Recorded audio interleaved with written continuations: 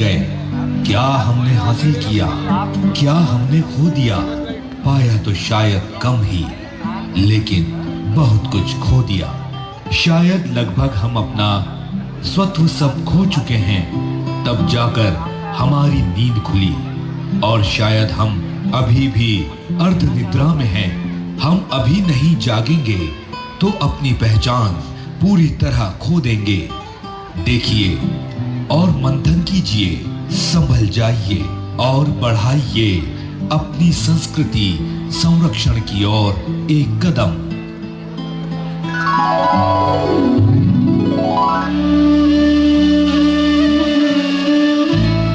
ये हैं हमारे पड़ोसी वर्मा जी, भारतीय संस्कृति के संवाहक दिव्य व्यक्तित्व। और उनकी पत्नी साक्षात ममता की मूर्ति। उनके बच्चे इतने आज्ञाकारी और सुशील, जैसे कि सद्गुणों की गंगा बह रही हो।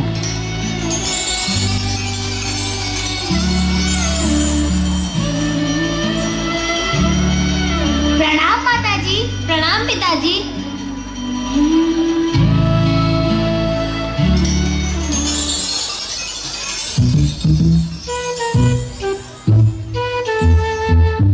और ये है हमारे पड़ोसी शर्मा जी।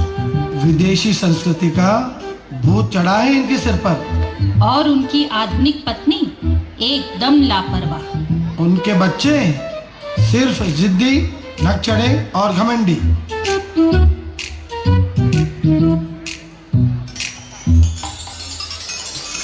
मम्मा मुझे भूख लगी है। मम्मा मुझे भी भूख लगी है, मुझे कुछ खाना है। मम्मा मुझे पिज्जा खाना है। मम्मा मुझे पास्ता खाना है। मैंने बोला ना इस घर में सिर्फ पिज्जा ही आएगा। मैंने बोला सिर्फ पास्ता ही आएगा। मॉम मुझे पिज्जा चाहिए। डैड मुझे सिर्फ पास्ता ही खाना है। इनफ इज इनफ, तुम ही समझाओ इन्हें।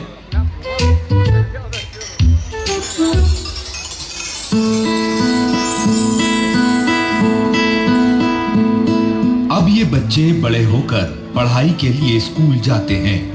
वर्मा जी के बच्चे भी पढ़ते तो अच्छे पब्लिक स्कूल में हैं, लेकिन शर्मा जी के बच्चे ऐसे स्कूल में जहां हिंदी बोलने पर जुर्माना, मेहंदी लगाने पर जुर्माना, बिंदी लगाने पर जुर्माना और शिक्षा की भाषा, संस्कृति, सोच सब कुछ हमारी संस्कृति से अलग।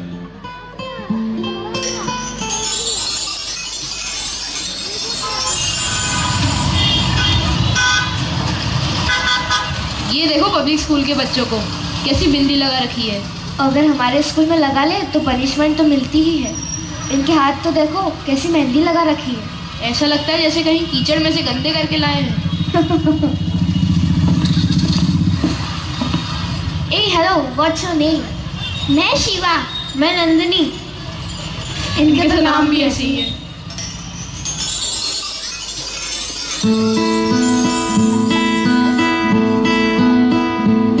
अब ये दोनों परिवार के बच्चे कॉलेज की पढ़ाई के लिए तैयारी कर रहे हैं। संयोग से एक ही कॉलेज में इनका एडमिशन होता है।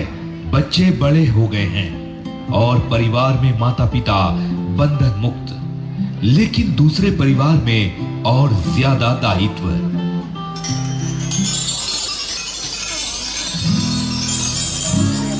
बच्चों, आप लोगों ने अपना टिफिन लिया?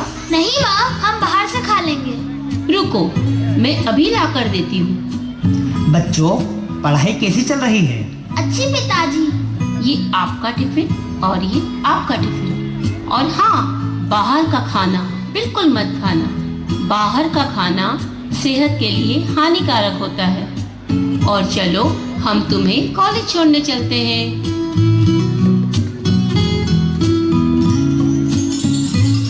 Good morning mom. Good morning dad. Hi dad, क्या आप हमें कॉलेज छोड़ देंगे?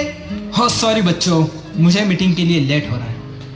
मॉम आप छोड़ दीजिए। सॉरी बेटा, मुझे किटी पार्टी के लिए लेट हो रहा है। और मेरा पर्स कहाँ है?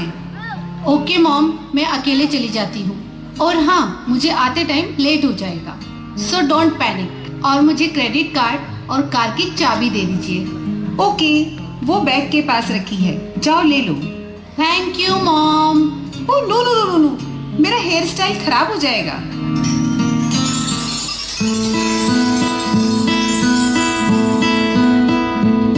जब माता पिता को सबसे ज्यादा ध्यान देना है, सकारात्मक निर्णय लेना है, तब ही सब पालक ये सोच कर कि बच्चे बड़े हो गए हैं, अपना निर्णय स्वयं ले सकते हैं, या बच्चों की गैर वाजिब जिद के आगे झुककर अपने दायित्व की इतिश्री मान लेना क्या सही है? वर्मा जी, आपको दीपावली की शुभकामनाएं। आपको भी बहुत बहुत शुभकामनाएं भाई साहब। आइए ना भाई साहब, आइए कुछ मीठा लीजिए। प्रणाम काका जी। प्रणाम काकी जी। शर्मा जी, दीपावली पर कहाँ जा रहे हैं? आइए मुंह मीठा कीजिए। Thanks same to you. We are going for outing. Hi uncle, hi aunty. इधर पटाखों से कितना पॉल्यूशन हो रहा है। Oh God, too much pollution is here. We'll celebrate New Year together. Bye bye. Happy Diwali.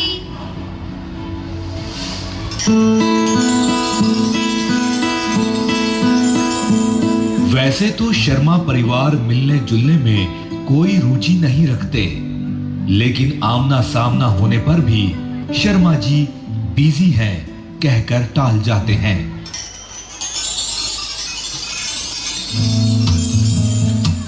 अरे शर्मा जी, कभी आइए ना घर पर, बैठकर चाय पियेंगे। और थैंक्स वर्मा जी, बट आप देखते हैं मैं कितना बिजी रहता हूँ। सुबह से शाम तक काम और रात को क्लब में ऑफिसर्स के साथ मीटिंग्स। अरे भाभी जी और बच्चों को तो भेजिए। ओह नो डियर, वो लोग तो मुझसे भी ज्यादा बिजी हैं। हम लोग काम में ज्यादा फोकस करते हैं, वाइफ किटी पार्टी में बिजी, और बच्चे कोचिंग, फ्रेंड्स और गेम्स में busy. So very sorry dear, पर एक बात कहूँगा, अपने बच्चों को जरा फ्रीडम दीजिए। बच्चे अपनी पढ़ाई लिखाई खेलकूद सबके लिए स्वतंत्र है। पर आप या तो भाभी जी हमेशा उनके साथ में रहते हैं। ये तो बहुत जरूरी है शर्मा जी कि हम उनका ध्यान रखें, क्योंकि ये उनकी लाइफ का सबसे नाजुक मोड़ है। ओह वर्मा जी, आप तो काफी पुराने ख्यालात के हैं। मैं तो अपने बच्चों को विदेश भेज रहा हूँ स्टडी के लिए, वहीं उनका फ्यूचर बनेगा। लेकिन शर्मा जी, आपको तो हार्ट की बीमारी है ना, फिर भी आप अपने बच्चों को विदेश भेजेंगे? अब वर्मा जी, ये सब तो नॉर्मल रूटीन है, और बच्चे भी तो यहाँ स्टडी करना नहीं चाहते। और देखिए, हम लोग खुले विचारों के हैं।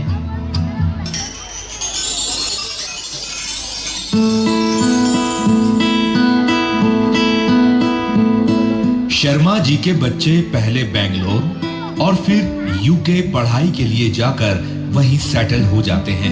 वर्मा जी के बच्चे दिल्ली में ही सेटल होकर संतुष्ट हैं। एक दिन शर्मा जी को अचानक दिल का दौरा पड़ता है। पड़ोसी होने के नाते वर्मा जी उन्हें हॉस्पिटल में भर्ती करते हैं।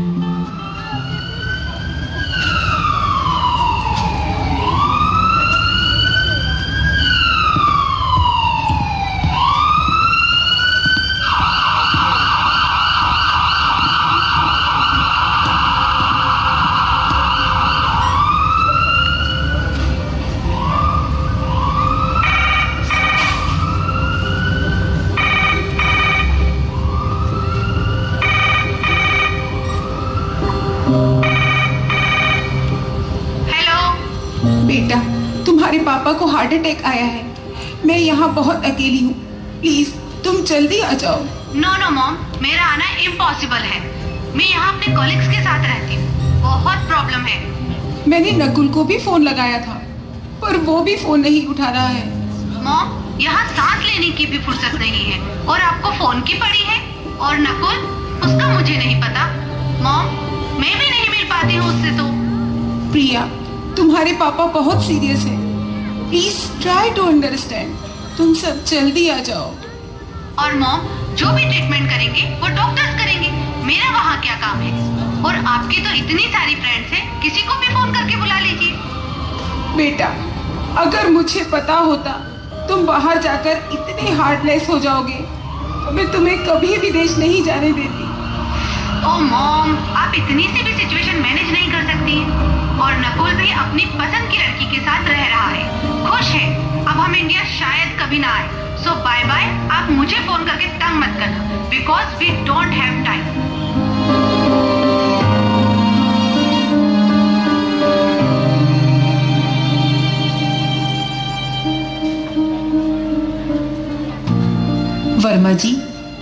आपने अपने बच्चों को बहुत अच्छे संस्कार दिए हैं। काश हम भी अपने बच्चों को इतने अच्छे संस्कार दे पाते।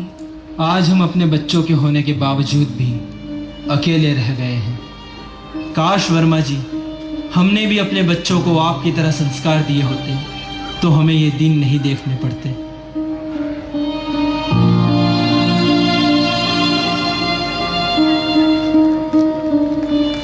ये संपूर्ण कहानी हमारी दृष्टि इस बात की ओर करती है कि क्या हम अपने बच्चों के लिए सकारात्मक दृष्टिकोण के साथ उनका पालन पोषण कर रहे हैं, उन्हें अपनी संस्कृति से अलग कर रहे हैं या उन्हें अपनी संस्कृति के साथ जोड़ रहे हैं। अब ये फैसला आपका है।